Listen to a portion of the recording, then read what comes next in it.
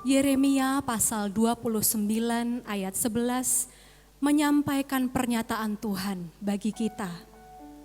Sebab aku ini mengetahui rancangan-rancangan apa yang ada padaku mengenai kamu. Demikianlah firman Tuhan. Yaitu rancangan damai sejahtera dan bukan rancangan kecelakaan, untuk memberikan kepadamu hari depan yang penuh harapan. Penghayatan akan nats ini mewarnai lagu Berkat Kemurahan-Mu. Mari kita nyanyikan dalam syukur dan keyakinan. Aku ada saat ini semua karena kasih-Mu, Tuhan.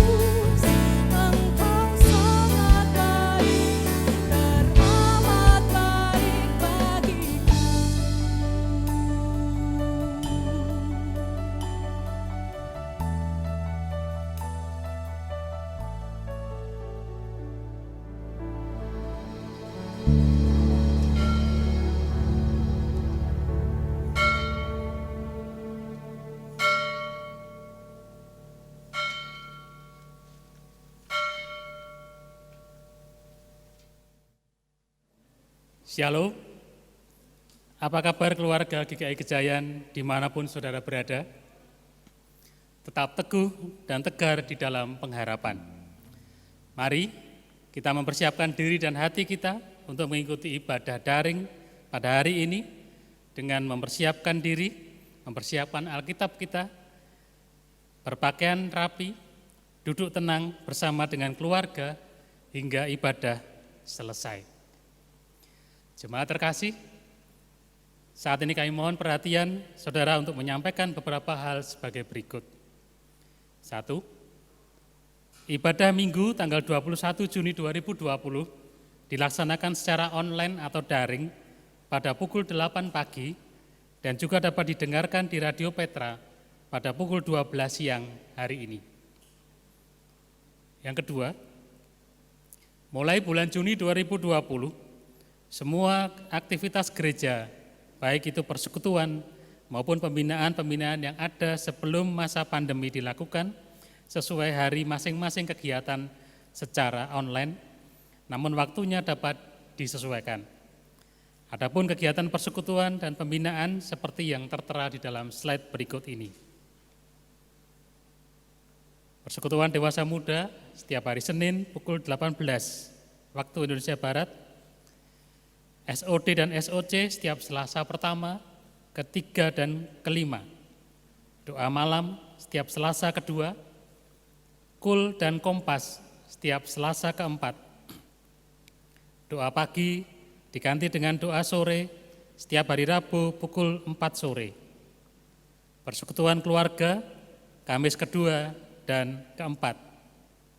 Persekutuan pemuda setiap hari Jumat jam 6 sore. Persekutuan remaja setiap hari Sabtu jam 4 sore. Ibadah anak setiap hari Minggu jam 10 pagi. Yang ketiga, program siaran Sapa Sahabat mulai bulan Juni dikhususkan untuk Sapa Sahabat anak dan dilaksanakan secara online setiap hari Rabu pukul 7 malam. Yang keempat, jemaat yang akan memberikan persembahan dapat memberikan persembahan melalui beberapa cara seperti yang tertera di dalam slide berikut ini.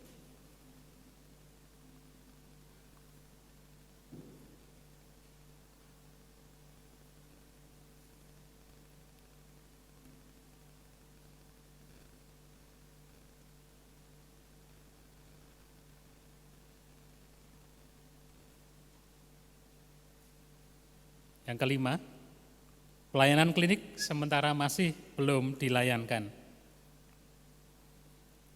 Yang keenam, kegiatan malam puji-pujian dan ucapan syukur keluarga besar GKI Gejayan, pendeta, aktivis, dan jemaat untuk saling menguatkan dan berbagi kasih bagi sesama diadakan pada hari Sabtu 27 Juni 2020 mulai pukul 7 malam sampai 9 malam. Dilaksanakan secara live streaming atau online via YouTube GKI Gejayan. Kami mengharap partisipasi segenap warga jemaat.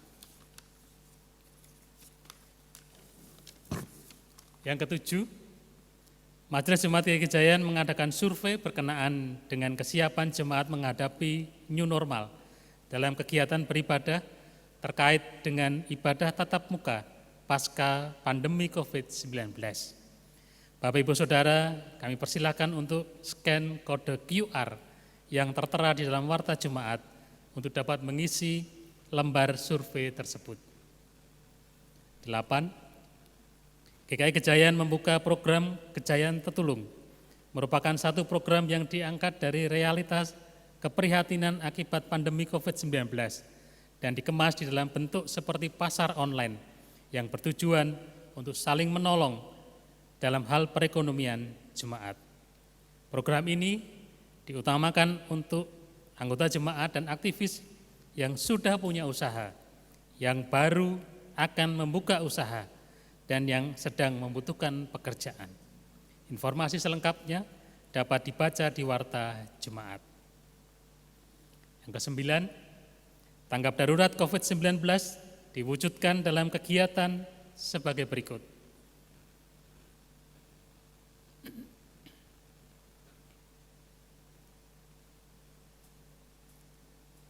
Apabila Bapak Ibu Saudara membutuhkan informasi lebih jauh, dapat menghubungi Saudara Esaul di nomor telepon 0857 4356 6779. Kami menantikan partisipasi Bapak Ibu Saudara sekalian.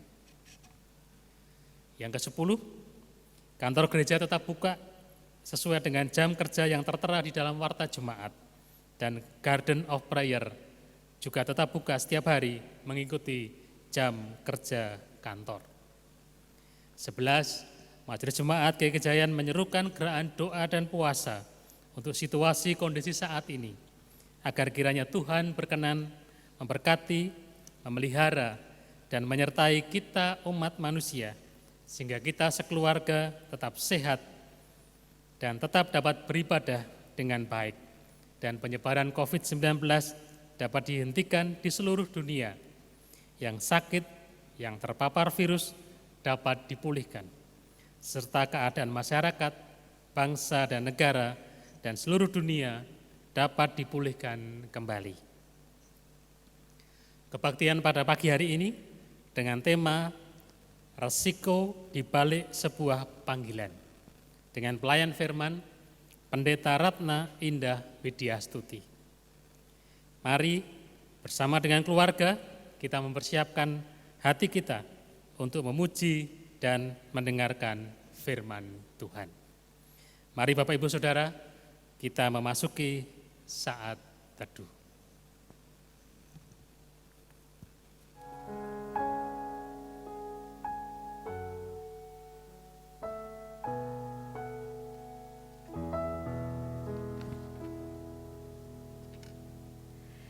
Terpujilah Tuhan, Allah yang maha tinggi, yang menciptakan kita untuk memujinya. Kita datang menyembah kepada Allah yang maha suci, supaya nurani kita dimurnikan, dan semangat kita dikobarkan untuk hidup baginya.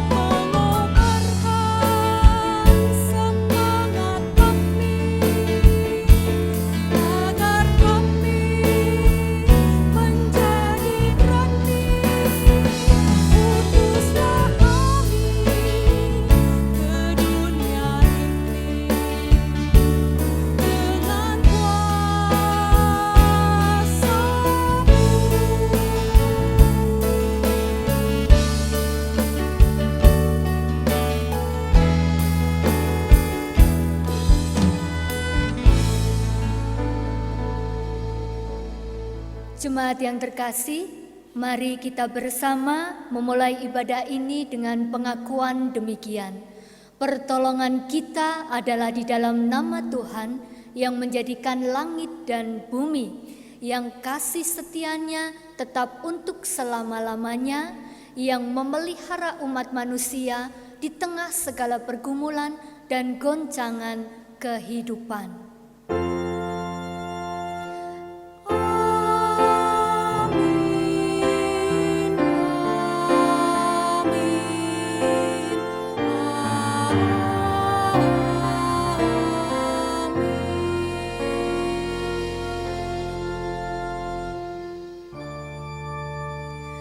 Salam bagimu, salam bagimu, salam, salam, damai Kristus besertamu, salam, salam.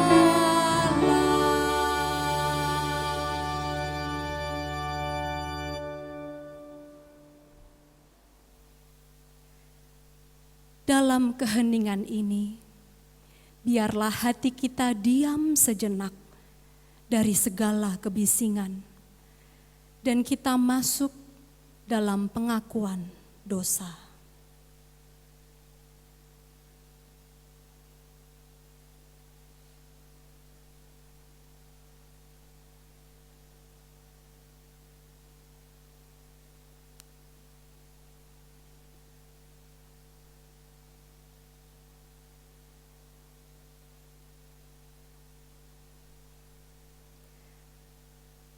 Selidikilah kami ya Allah, selamilah hati kami, ujilah dan ketahuilah pikiran kami.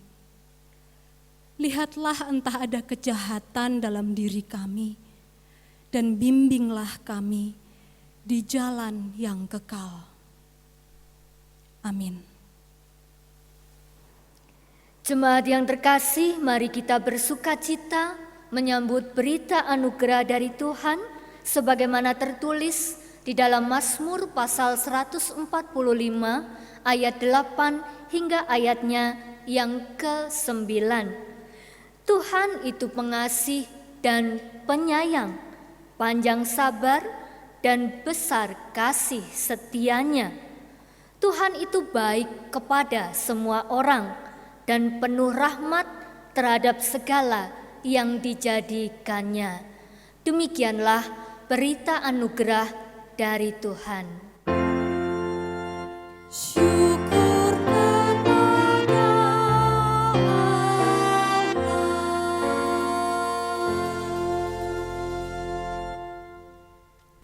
Saya dan saudara sudah menyaksikan betapa Tuhan itu baik.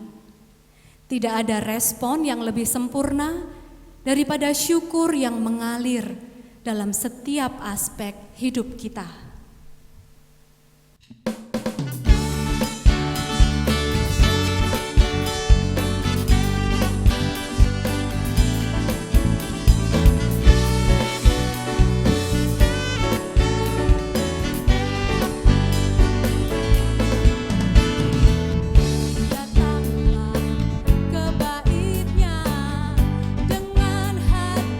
Bersyukur ke dalam pelatarannya.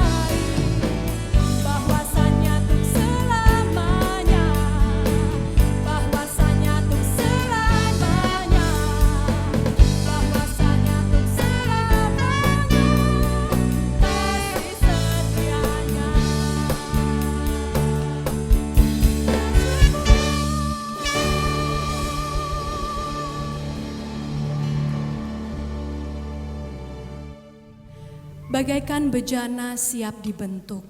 Demikian hidup kami siap dibentuk dan dipakai Tuhan.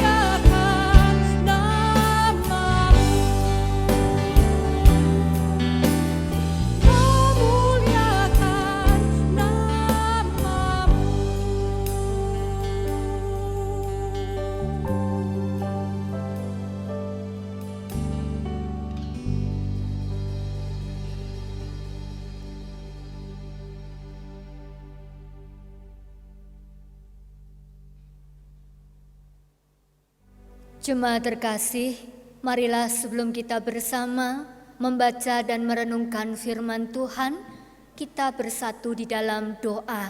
Kita mohon pertolongan dari Roh Kudus untuk memampukan dan menolong kita di dalam kita membaca dan merenungkan firman-Nya. Mari kita berdoa. Tuhan Yesus, ini kami anak-anak-Mu, betapa kami bersyukur di dalam keterbatasan yang ada, namun Tuhan boleh mempersatukan kami di dalam ibadah virtual pada hari ini. Tuhan berkati setiap kami dari rumah kami masing-masing, dari tempat kami masing-masing. Kalau kami bersama akan membaca dan kembali merenungkan firman-Mu, Tuhan kiranya memberkati setiap kami dengan kuasa Roh Kudus-Mu. Mampukan kami ya Tuhan, agar kami tidak hanya mengerti, memahami akan firman-Mu, tetapi kami juga dimampukan untuk boleh melakukannya di dalam keseharian kami. Tuhan memberkati, menolong, dan juga melengkapi hamba-Mu yang akan menguraikan kebenaran firman-Mu. Biarlah setiap hal yang akan disampaikan, semuanya seturut dengan kehendak Bapa di sorga. Di dalam nama Tuhan Yesus Kristus, Sang Firman yang hidup, kami berdoa. Amin. Kitab Yeremia pasal 20 ayat 7 sampai dengan ayat 13. Kitab Yeremia pasal 20 ayat 7 sampai dengan ayat 13. Engkau telah membujuk aku ya Tuhan, dan aku telah membiarkan diriku dibujuk. Engkau terlalu kuat bagiku, dan engkau menundukkan aku. Aku telah menjadi tertawaan sepanjang hari. Semuanya mereka mengolok-olokkan aku. Sebab setiap kali aku berbicara, terpaksa aku berteriak, terpaksa berseru, kelaliman, aniaya. Sebab firman Tuhan telah menjadi cela dan cemooh bagiku sepanjang hari. Tetapi apabila aku berpikir, aku tidak mau mengingat Dia dan tidak mau mengucapkan firman lagi demi namanya, maka dalam hatiku ada sesuatu yang seperti api yang menyala-nyala, terkurung dalam tulang-tulangku. Aku berlelah-lelah untuk menahannya, tetapi aku tidak sanggup. Aku telah mendengar bisikan banyak orang. Kegentaran datang dari segala jurusan. Adukanlah dia. Kita mau mengadukan dia. Semua orang, sahabat karibku, mengintai apakah aku tersandung jatuh. Barangkali ia membiarkan dirinya dibujuk, sehingga kita dapat mengalahkan dia dan dapat melakukan pembalasan kita terhadap dia. Tetapi Tuhan menyertai aku seperti pahlawan yang gagah.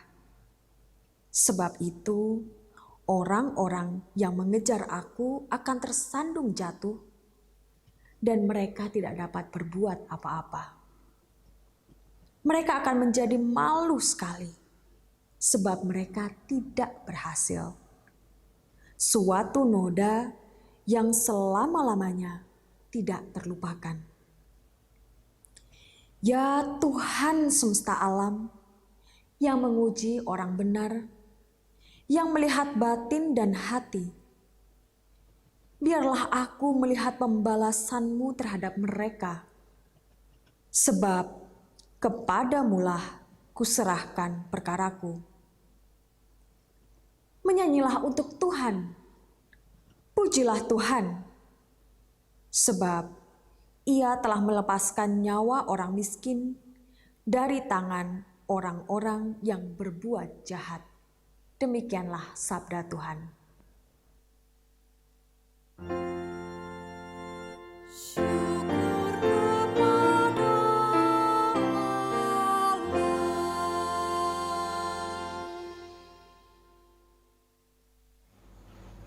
Mazmur 69.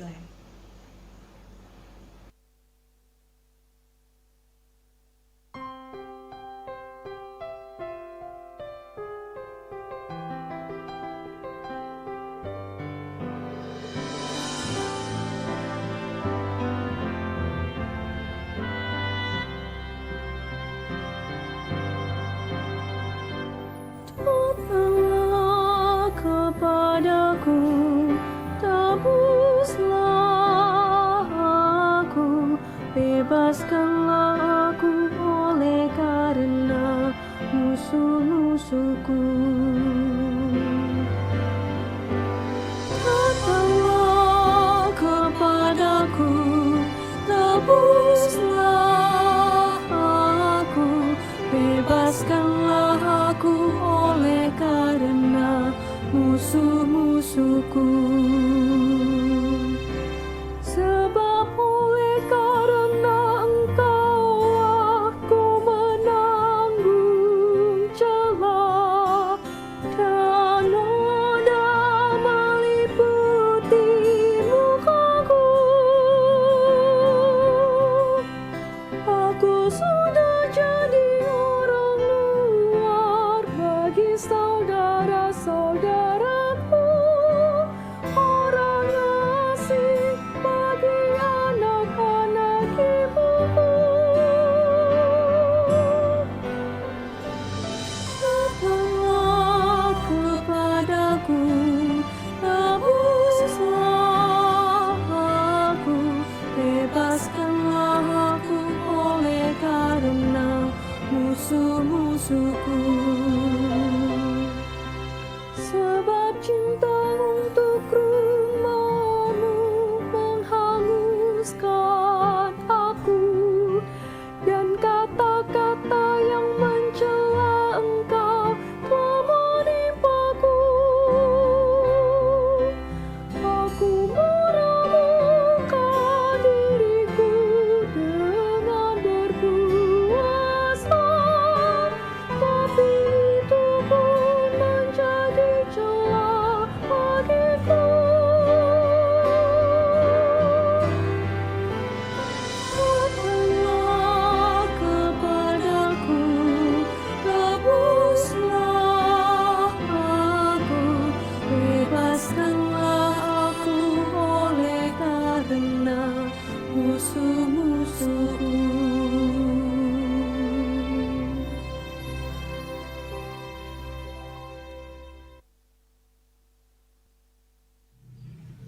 Injil yang ditulis oleh Matius pasal 10 ayat 24 sampai dengan 28. Injil yang ditulis oleh Matius pasal 10 ayat 24 sampai dengan 28. Seorang murid tidak lebih daripada gurunya, atau seorang hamba daripada tuannya. Cukuplah bagi seorang murid jika ia menjadi sama seperti gurunya, dan bagi seorang hamba jika ia menjadi sama seperti tuannya. Jika tuan rumah disebut Bilzebul, apalagi seisi rumahnya. Jadi, janganlah kamu takut terhadap mereka, karena tidak ada sesuatu pun yang tertutup yang tidak akan dibuka, dan tidak ada sesuatu pun yang tersembunyi yang tidak akan diketahui. Apa yang kukatakan kepadamu dalam gelap, katakanlah itu dalam terang. Dan apa yang dibisikkan ke telingamu, beritakanlah itu dari atas atap rumah. Dan janganlah kamu takut kepada mereka yang dapat membunuh tubuh, tetapi yang tidak berkuasa membunuh jiwa. Takutlah terutama kepada Dia yang berkuasa membinasakan baik jiwa maupun tubuh di dalam neraka. Demikianlah Injil Yesus Kristus. Berbahagialah saudara yang menerima berita Injil, menyimpan dalam hati dan menerapkannya dalam hidup setiap hari. Haleluya.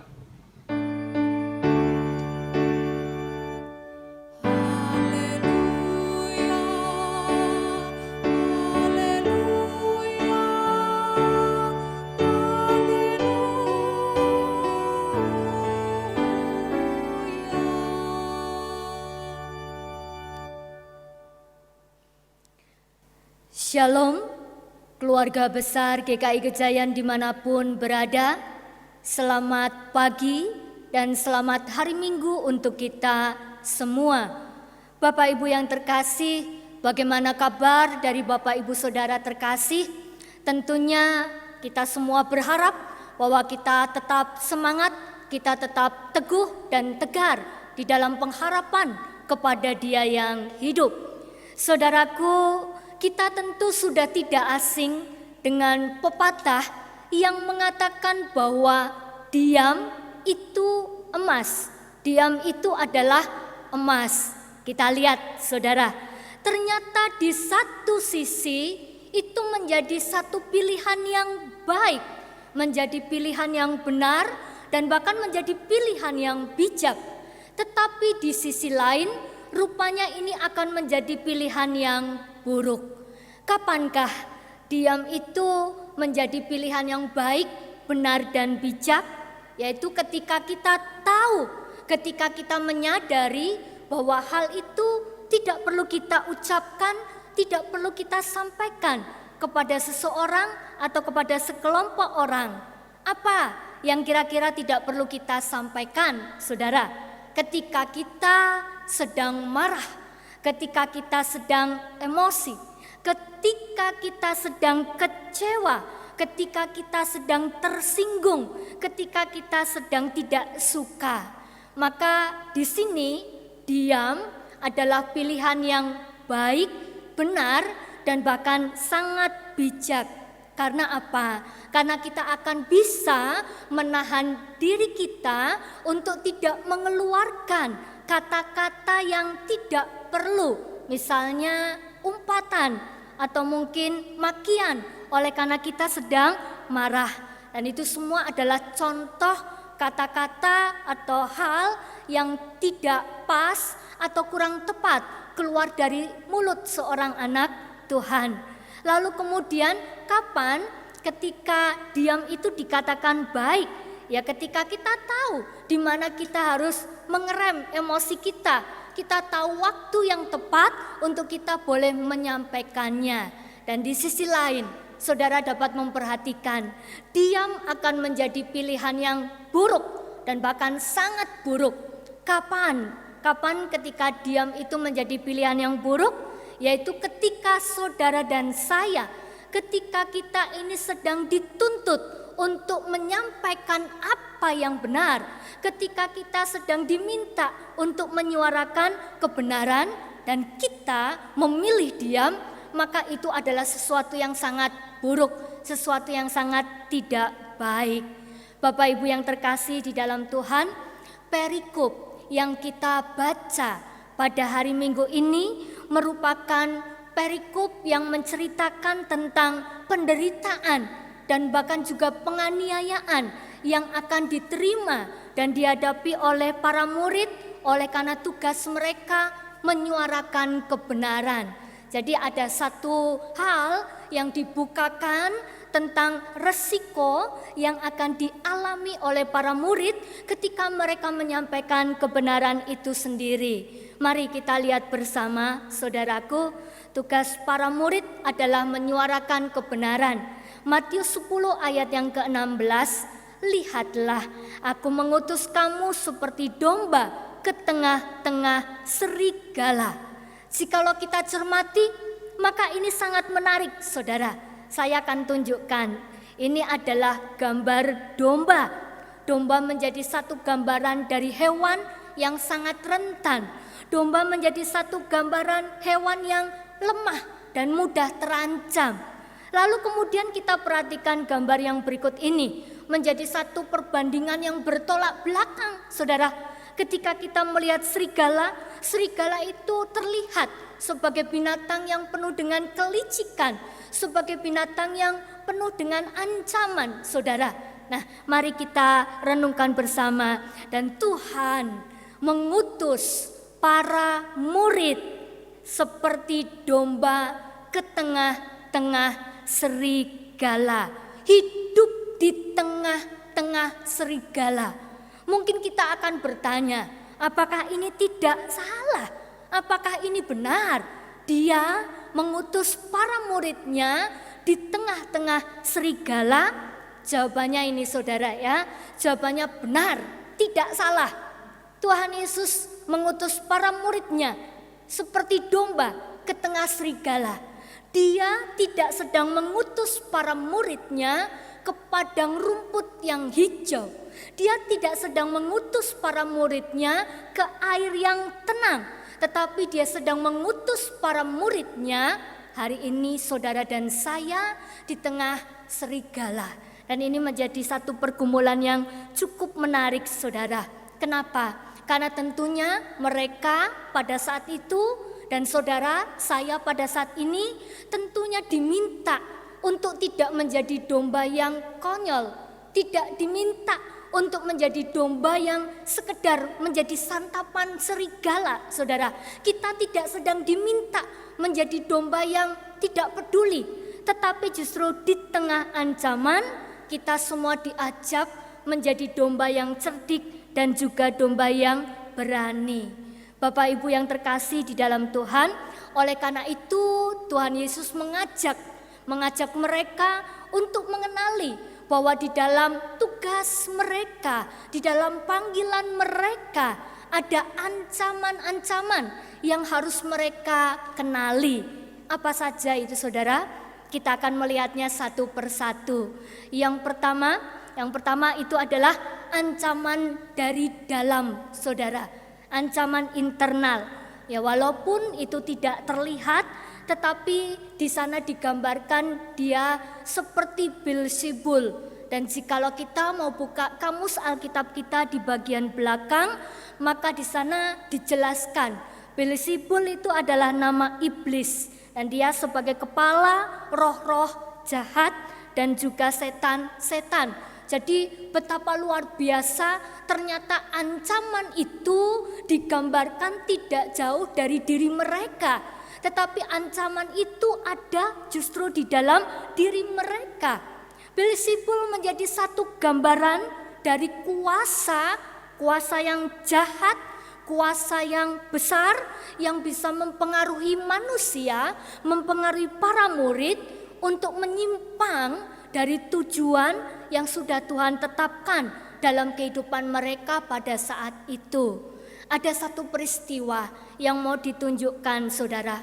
Ketika dalam sebuah percakapan, ketika Yesus sedang menghadapi jalan penderitaannya, ketika dia sedang berbicara tentang apa yang akan terjadi terhadap dirinya, lalu kemudian tiba-tiba Yesus menghadik Petrus dan mengatakan, "Enyahlah iblis." Saudara, mengapa demikian saudara? Karena kelihatannya apa yang diucapkan Petrus itu baik. Apa yang diucapkan oleh Petrus itu begitu manis. Apa yang disampaikan Petrus menunjukkan bahwa ia sangat mengasihi Yesus. Tetapi Tuhan Yesus tahu, ya walaupun itu tampaknya perhatian, namun sesungguhnya itu adalah hasutan dari iblis untuk mengalihkan Yesus dari tugas dan panggilannya untuk menebus dosa manusia. Bapak Ibu yang terkasih, di sini kita melihat bahwa ternyata Beelzebul punya cara kerja yang sangat luar biasa dan kita harus memahaminya pada saat ini. Dia mampu membelokkan hati untuk tidak setia, saudara. Dia mampu menggoda kita, dia mampu menghasut kita. Jadi sekalipun dia tidak mematikan tubuh kita, tetapi dia bisa melakukan banyak hal ini, saudara. Dia akan melumpuhkan panggilan kita, dia akan melumpuhkan pikiran kita, dia juga akan mematikan iman kita di dalam Tuhan. Oleh karena itu saudara, di sini kita perlu waspada. Iblis punya 1000 cara. Iblis punya 1000 strategi untuk dia boleh melakukan gerakannya yang mematikan. Bapak Ibu yang terkasih di dalam Tuhan, ini adalah ancaman yang pertama yang perlu kita sadari bersama. Ancaman yang ada di dalam kehidupan para murid pada saat itu juga menjadi ancaman yang sama yang ada di dalam kehidupan saudara dan saya sampai dengan hari ini. Iblis tidak pernah lelah untuk menggoda kita. Iblis tidak pernah lelah untuk menghasut kita. Caranya banyak sekali saudara. Ketika kita diminta untuk menyuarakan kebenaran, maka mungkin dia akan membelokkan hati kita. Oleh karena kita sadar bahwa ada resiko yang besar di balik semua yang akan kita sampaikan. Iblis juga bisa bekerja membuat kita menjadi takut, menjadi malas, dan masih ada begitu banyak hal yang lainnya. Lalu kemudian yang kedua adalah hal eksternal, faktor eksternal, ancaman dari luar yang disampaikan di dalam Matius 10 ayat yang ke-28. Di sana digambarkan sebagai pembunuh tubuh. Jika kita baca sesuai dengan teks dan konteksnya pada saat itu saudara, maka ancaman pembunuh tubuh itu sedang berbicara tentang orang-orang yang pada saat itu memiliki kekuasaan untuk memang membunuh tubuh. Biasanya ini ada pada diri pemimpin yang mempunyai kekuatan, yang mempunyai kuasa, yang mempunyai power. Dan ini sungguh nyata terjadi di dalam kehidupan para murid pada saat itu. Mereka bukan tidak mungkin akan menemui penderitaan, bahkan sangat mungkin mereka akan mengalami penganiayaan ketika mereka sedang menyuarakan kebenaran firman Tuhan. Nah, saudaraku yang terkasih di dalam Tuhan, hal ini pun saat ini ada di dalam kehidupan saudara dan saya. Bahwa ancaman eksternal itu nyata, ancaman eksternal itu ada. Tapi mungkin hari ini tidak membunuh tubuh secara fisik saudara. Tetapi ada begitu banyak hal yang dilakukan oleh orang-orang yang saat ini mungkin mereka tidak suka atau tidak sepakat, tidak sepemahaman dengan kita. Mereka bisa melakukan berbagai cara dengan gerakan-gerakan mereka sehingga kita tidak mampu hidup di tengah himpitan. Bapak Ibu yang terkasih, bagaimana kita menyikapi dua ancaman ini? Sebenarnya cara yang bisa kita gunakan itu sangat mudah. Kalau kita melihat sebuah taman, taman itu menjadi taman yang indah, maka taman itu harus dirawat, taman itu harus dijaga, taman itu harus dipelihara. Yang rumput harus diambil, yang rumput harus disiangi. Demikian juga dengan kehidupan saudara dan saya. Jikalau kita ingin menjadi pribadi yang kuat terhadap ancaman baik dari dalam diri kita ataupun dari luar diri kita, maka saudara dan saya harus senantiasa menyiangi hal-hal yang tidak berguna, menyiangi hal-hal yang tidak perlu di dalam kehidupan kita, sehingga kita boleh bertumbuh dengan maksimal, kita punya kepekaan dan kita juga punya kekuatan untuk kita boleh terus menyuarakan kebenaran firman Tuhan. Saudaraku yang terkasih, di sini kita diajak untuk tidak fokus pada ancaman itu. Kita tidak diajak untuk fokus pada ancaman, karena ancaman itu justru akan membawa kita kepada ketakutan. Ancaman itu bukan tidak mungkin akan membuat kita menjadi gentar dan kita akan mundur secara teratur. Oleh karena itu kita diajak justru fokus pada perutusan kita.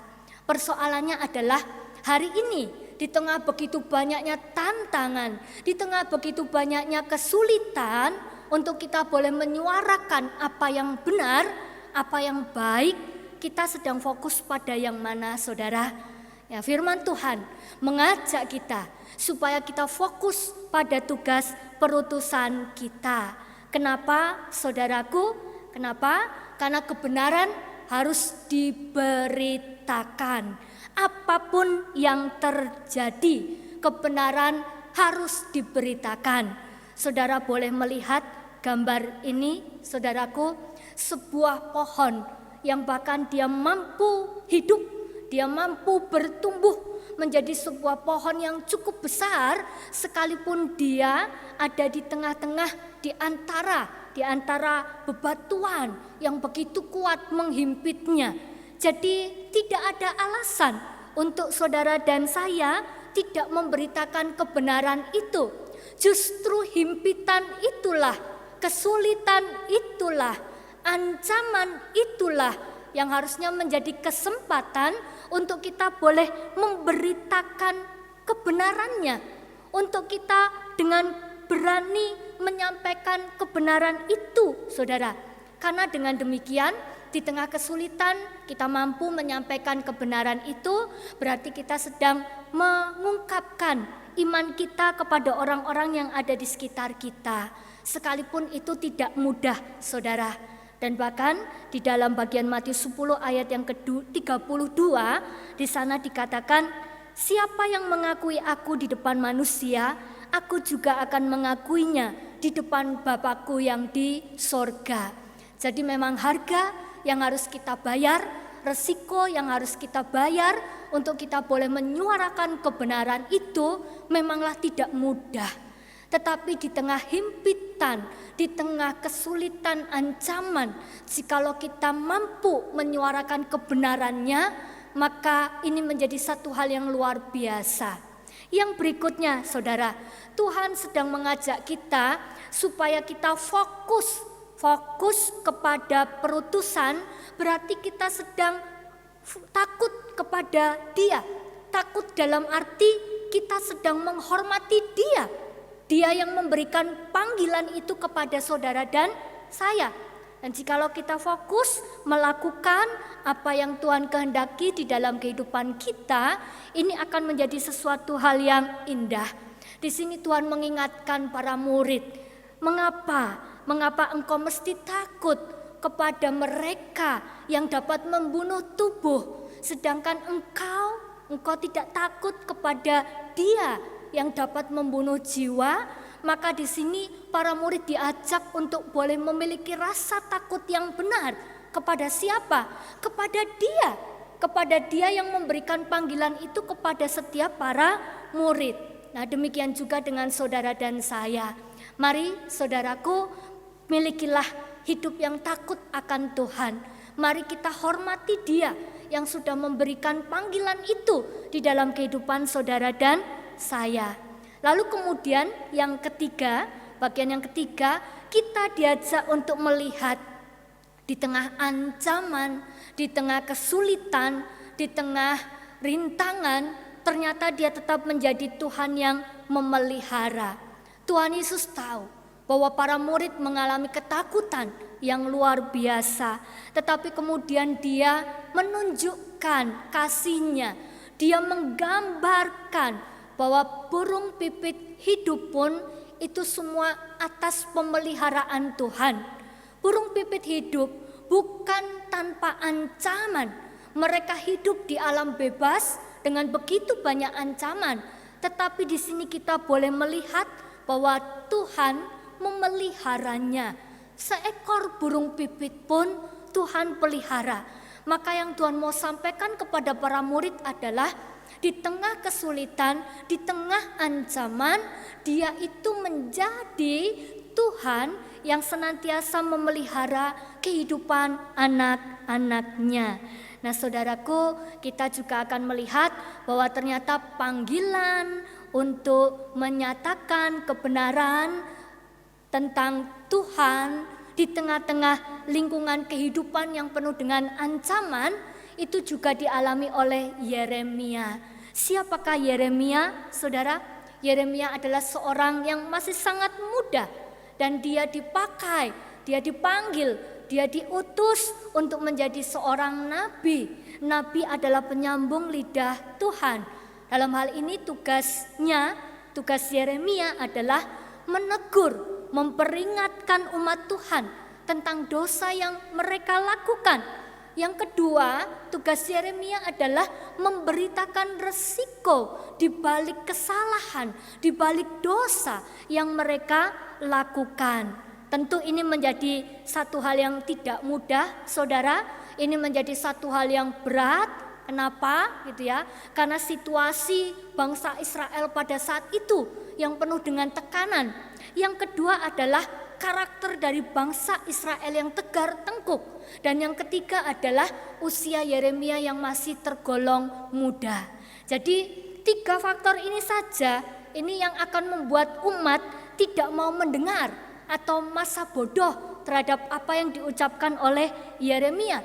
Dan bahkan mungkin bangsa Israel dengan terang-terangan mereka dapat menunjukkan ketidaksukaan mereka ketika Yeremia menyampaikan apa yang benar.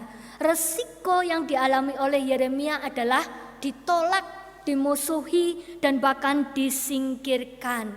Saudara, belajar dari Yeremia. Yeremia seorang yang masih muda, Yeremia seorang yang punya keterbatasan. Maka kita boleh melihat bahwa ternyata Yeremia juga mengalami yang namanya putus asa. Dia juga menyerah, saudara. Dan itu bisa kita lihat dari Yeremia 20 ayat yang ke-9. Dikatakan di sana, ia tidak mau mengingat dia lagi. Ia tidak mau mengucapkan firman demi namanya lagi. Mengapa? Karena itu menjadi penderitaan di dalam kehidupannya. Itu tidak mendatangkan kebaikan untuk dirinya. Dia menyerah, putus asa. Tetapi persoalannya adalah apakah Yeremia bisa melakukan hal itu, saudara? Ternyata tidak bisa, saudara.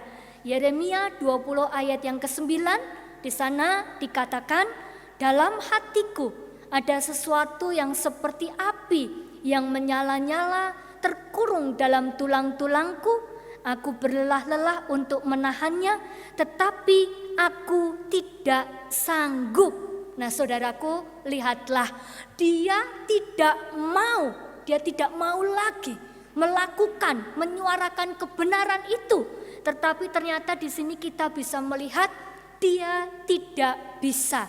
Karena ada kekuatan yang mendorongnya untuk dia terus menyuarakan kebenaran itu. Oleh karena itulah di dalam kegelisahannya dia memilih untuk tetap taat, saudara. Nah, tidak ada pilihan selain taat. Demikian juga untuk saudara dan saya. Bagian kita adalah taat, menyatakan kebenarannya, menyuarakan kebenarannya. Memang tidak mudah, saudara.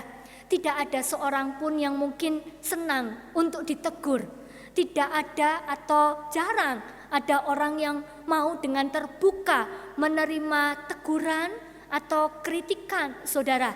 Tetapi di sini kita didorong untuk terus boleh menyatakan apa yang benar di hadapan kita tentunya. Karena apa? Karena itu menjadi satu tanda kita sedang mengasihi dia.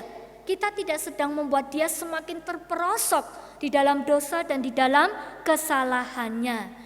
Oleh karena itu, saudara, kita perlu memperhatikan beberapa hal ketika kita harus menyuarakan kebenaran itu. Apa itu, saudara? Yang pertama, cintailah panggilanmu. Ya, kalau kita sadar bahwa dia memilihmu, memilih saudara dan saya untuk menyuarakan kebenaran, maka tidak ada jalan lain selain kita harus mencintai panggilan itu. Kalau kita cinta, maka kita akan melakukan itu dengan penuh sukacita, dengan penuh sukarela, saudara. Yang kedua, di dalam menyatakan kebenarannya, kita sedang diajak untuk belajar cerdik seperti ular, tulus seperti merpati. Ular itu punya kemampuan untuk mendeteksi mangsanya dengan penglihatan dan juga dengan penciumannya. Sehingga ketika dia akan mematuk mangsanya, dia sudah punya perhitungan yang matang. Dia sudah punya perhitungan yang pas. Maka jangan heran Kalau seringkali apa yang dimangsa ular itu hampir tidak pernah luput, saudara. Karena dia sudah punya perhitungan yang matang. Dengan perhitungan yang pas, dia mampu melumpuhkan lawannya. Yang berikutnya kita juga tahu, ular itu bukan hewan yang mudah untuk dijebak, saudaraku. Kita belajar dari kecerdikan ular. Mari kita tegur orang yang bersalah. Mari kita nyatakan apa yang benar dengan perhitungan yang pas, dengan perhitungan yang tepat. Tepat waktunya, tepat orangnya, tepat tempatnya. Maka kalau kita sudah mempertimbangkan itu semua dengan baik, apa yang akan kita nyatakan sebagai kebenaran itu tidak akan meleset, saudara. Lalu yang ketiga, ya, tuluslah seperti merpati. Merpati itu adalah jenis burung yang mampu terbang berkilo-kilometer jauhnya, tetapi dia akan selalu kembali ke tempat yang sama, saudara. Dan seperti kita ketahui, merpati tidak mempunyai empedu. Ini menjadi simbol bahwa tidak ada akar kepahitan, atau tidak akan dibiarkannya kepahitan itu tinggal di dalam hatinya. Merpati menjadi simbol dari cinta, menjadi simbol dari ketulusan. Jadi kita diajak untuk menyatakan apa yang benar, menegur yang salah itu di dalam cinta, di dalam kasih. Kalau kita menegur di dalam cinta, kalau kita menegur di dalam kasih, maka ini yang akan terjadi, saudara. Kita tidak akan ambiar kalau teguran kita ditolak, saudara. Kita tidak akan lalu kemudian ambiar ketika kita dibenci, ketika kita disingkirkan. Kita tidak akan putus asa, kita tidak akan menyimpan kepahitan ketika orang lain menyingkirkan kita. Nah inilah, saudaraku, cukup menarik sekali. Tuhan tidak mengharapkan saudara dan saya menjadi domba yang lemah. Tuhan juga tidak mengatakan jadilah serigala berbulu domba supaya hidupmu aman di tengah-tengah serigala. Tuhan juga tidak meminta kita menjadi serigala yang ganas. Tidak. Tuhan memanggil dan mengutus kita seperti domba di tengah serigala, mampu hidup berdampingan dengan ancaman-ancaman yang ada di sekitar kita. Dan yang berikutnya adalah dalam kita menyampaikan kebenaran, waspada, saudara, bahwa ternyata sekarang ada begitu banyak hal yang palsu. Kebenaran pun bisa dipalsukan. Sebagaimana kita tahu, barang yang asli dengan barang yang tidak asli, barang yang KW, mungkin bisa kita perhatikan bahwa mungkin perbedaannya itu sangat tipis sekali. Maka kita harus waspada. Jangan sampai yang kita beritakan itu bukan kebenarannya. Nah, bagaimana kita bisa menyampaikan apa yang asli? Ya, kita harus selalu dekat dengan yang asli. Ya, kita harus selalu dekat dengan kebenaran itu. Kita hidup dan menghidupi kebenaran itu. Maka otomatis apa yang akan kita sampaikan itu adalah kebenaran yang dari Tuhan. Lalu kemudian yang berikutnya, yang kelima adalah jangan takut dengan resiko yang ada. Kita tahu ada resiko dan ancaman. Kita harus sadar bahwa kita tidak bisa melakukan tugas dan panggilan kita seorang diri. Kita membutuhkan Dia. Maka ketika Dia mengutus saudara dan saya seperti domba di tengah-tengah serigala, Tuhan sedang meminta supaya saudara dan saya terus mengandalkan Tuhan, bukan mengandalkan diri kita sendiri. Dan yang selanjutnya adalah tetaplah setia pada panggilanmu.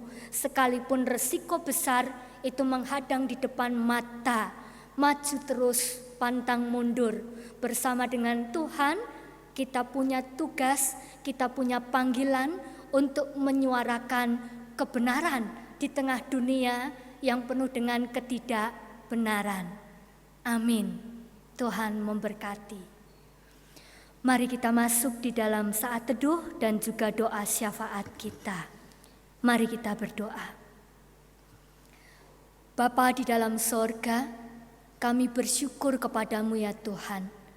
Kebenaran firman-Mu menolong setiap kami untuk kami boleh kembali menghayati tugas dan juga panggilan kami sebagai murid-murid-Mu.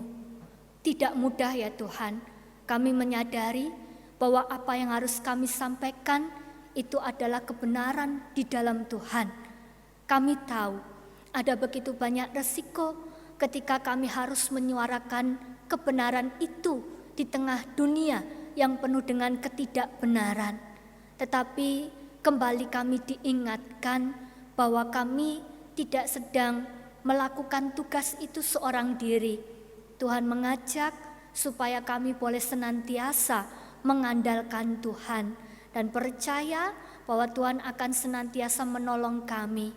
Ada begitu banyak kesulitan, ada begitu banyak ancaman, baik itu yang ada di dalam diri kami ataupun dari luar diri kami.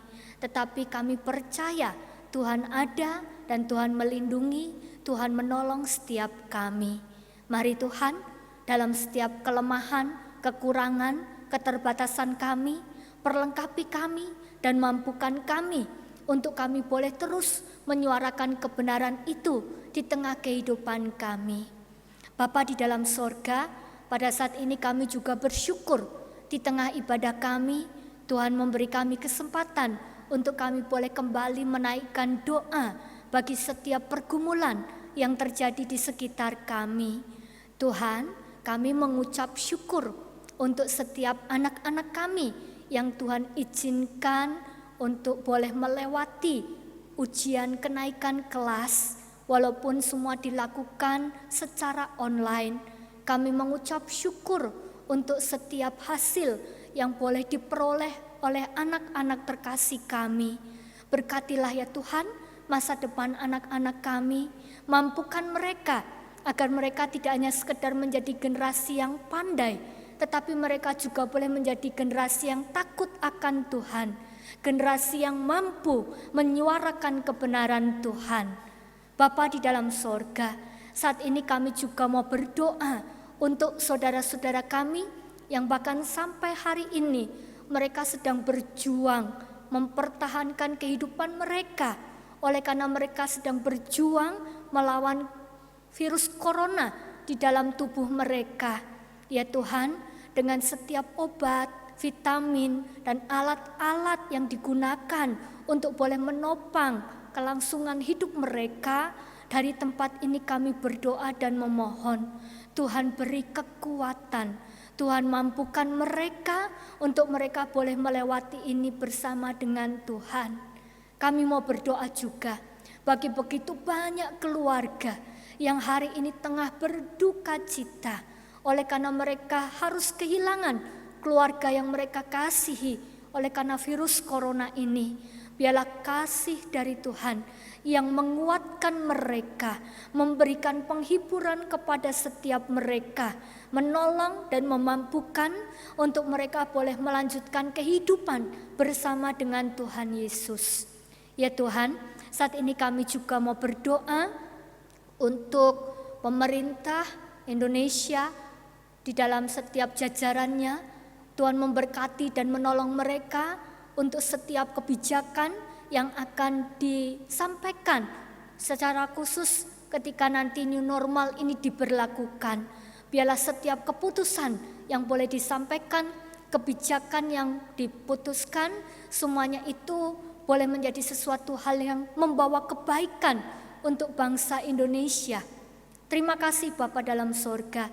Kami menyerahkan juga setiap saudara-saudara kami yang hari ini terdampak oleh karena COVID-19 di dalam perekonomian, di dalam segala aspek kehidupan. Kami mohon Tuhan kiranya turut campur tangan, memulihkan segala sesuatunya. Pakai kami Tuhan, untuk kami boleh menjadi perpanjangan tangan-Mu yang membawa kasih, membawa damai, membawa sukacita. Terima kasih Tuhan. Ini doa dan permohonan kami yang kami mau panjatkan hanya di dalam nama Tuhan Yesus Kristus. Amin.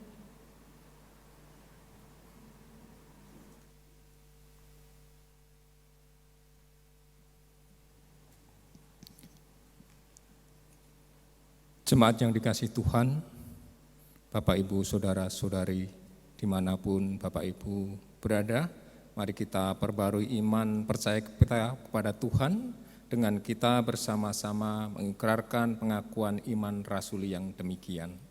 Aku percaya kepada Allah, Bapa yang Maha Kuasa, Khalik langit dan bumi, dan kepada Yesus Kristus, anaknya yang tunggal Tuhan kita, yang dikandung dari Roh Kudus, lahir dari anak darah Maria, yang menderita sengsara di bawah pemerintahan Pontius Pilatus, disalibkan, mati dan dikuburkan, turun ke dalam kerajaan maut.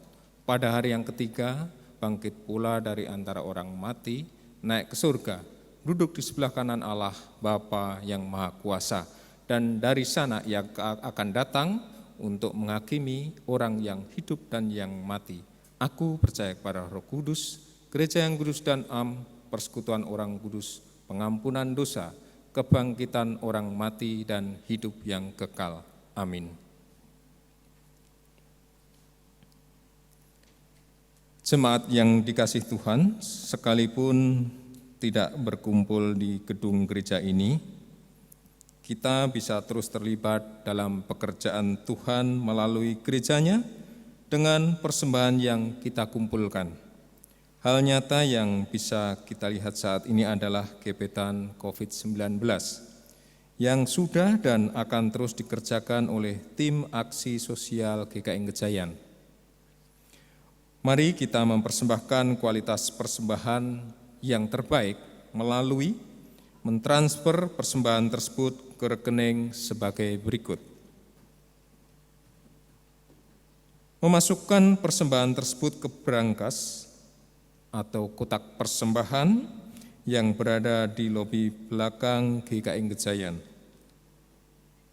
Bisa juga menitipkan persembahan tersebut ke kantor gereja. Jika jemaat memerlukan bantuan, silakan menghubungi ke nomor telepon 0274 560 774. Mari kita mengumpulkan persembahan dengan mengingat firman Tuhan yang diambil dari Matius 5 ayat 23 sampai 24. Sebab itu, jika engkau mempersembahkan persembahanmu di atas mezbah dan engkau teringat akan sesuatu yang ada dalam hati saudaramu terhadap engkau, tinggalkanlah persembahanmu di depan mezbah itu dan pergilah berdamai dahulu dengan saudaramu, lalu kembali untuk mempersembahkan persembahanmu itu. Selamat mempersembahkan yang terbaik bagi Tuhan.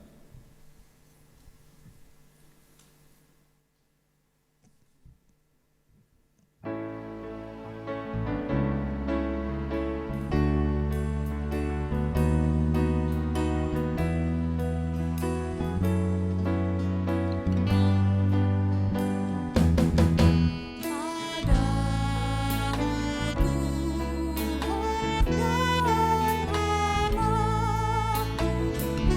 Allah,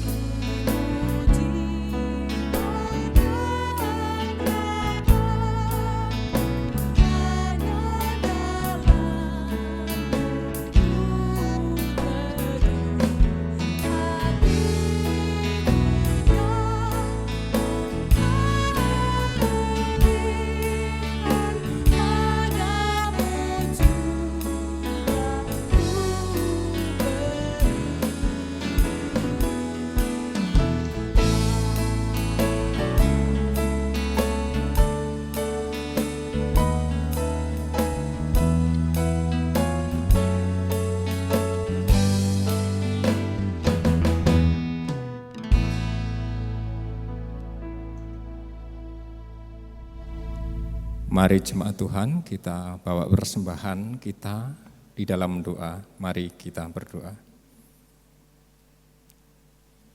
Ya Tuhan, kami datang kepadamu kembali. Kami mau bersyukur Tuhan atas segala berkat, karunia, dan anugerah Tuhan, kasih sayang Tuhan yang boleh kami rasakan dalam kehidupan kami, hari lepas hari Tuhan sampai saat ini. Terima kasih Tuhan atas pemeliharaan-Mu buat kami, di dalam kehidupan keluarga, di dalam pekerjaan, di dalam studi, di dalam segala aktivitas Engkau menyertai kami. Terima kasih. Sebagai ungkapan syukur kami Tuhan, kami sudah mengumpulkan persembahan. Kiranya Tuhan memberkati, menyucikan persembahan yang sudah terkumpul. Biarlah persembahan ini boleh dipakai untuk pelayanan kasih di tempat ini, ataupun dimanapun saja Tuhan kehendaki, bisa dipakai untuk kesaksian, untuk pelebaran nama kerajaan Tuhan di muka bumi ini. Ya Tuhan Allah Bapa di surga, kami juga berdoa Tuhan untuk majelis jemaat yang Tuhan percaya untuk mengelola persembahan ini. Tuhan berikan hikmat, biarlah apa yang dipakai, apa yang dikerjakan, kebijakan yang diambil di dalam pengelolaan persembahan ini hanya untuk kemuliaan nama Tuhan dan rasa takut kepada Tuhan. Terima kasih Tuhan, akhirnya kami mau menyerahkan hidup kami di dalam tangan Tuhan. Hari-hari ke depan, biarlah Tuhan menolong dan memampukan kami untuk mempersembahkan tubuh kami sebagai persembahan yang hidup, yang kudus, dan yang berkenan kepada Engkau. Terima kasih Tuhan. Inilah doa ucapan syukur kami Tuhan. Hanya di dalam nama Tuhan kami Yesus Kristus kami berdoa dan mengucap syukur. Amin. Dunia memberi tawaran, bahkan tekanan, tapi kita dapat tetap teguh untuk menyatakan dalam terang siapa Allah. Dan karena itu kita berani menjalani panggilan kita.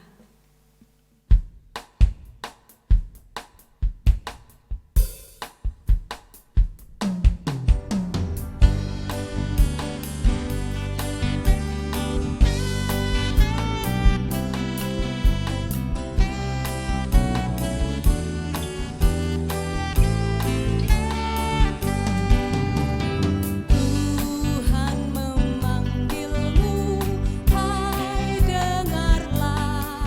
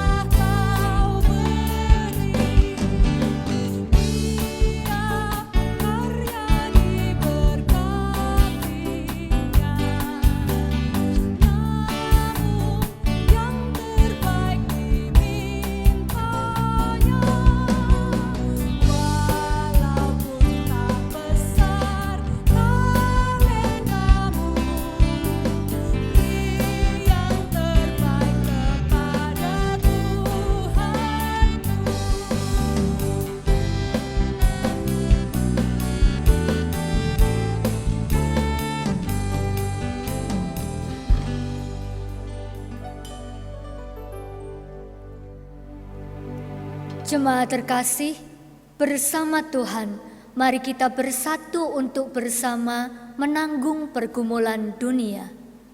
Kami bersedia bersatu untuk bersama menanggung pergumulan dunia.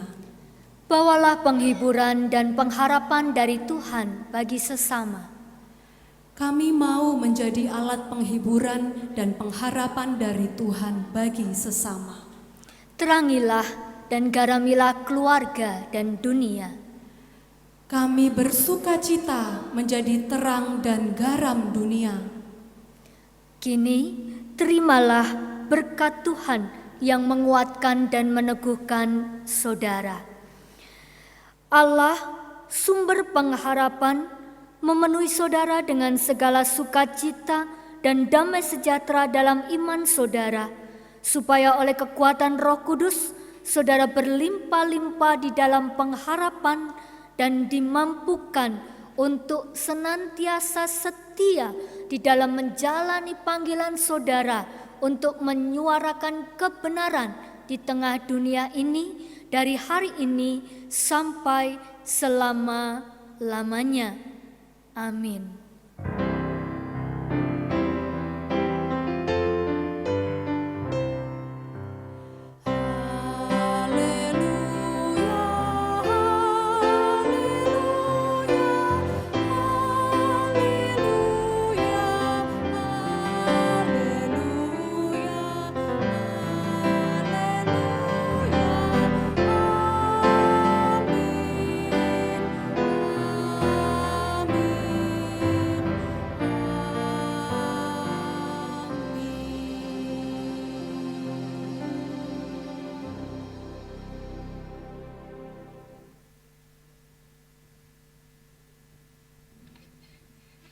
Selamat hari Minggu dan Tuhan memberkati.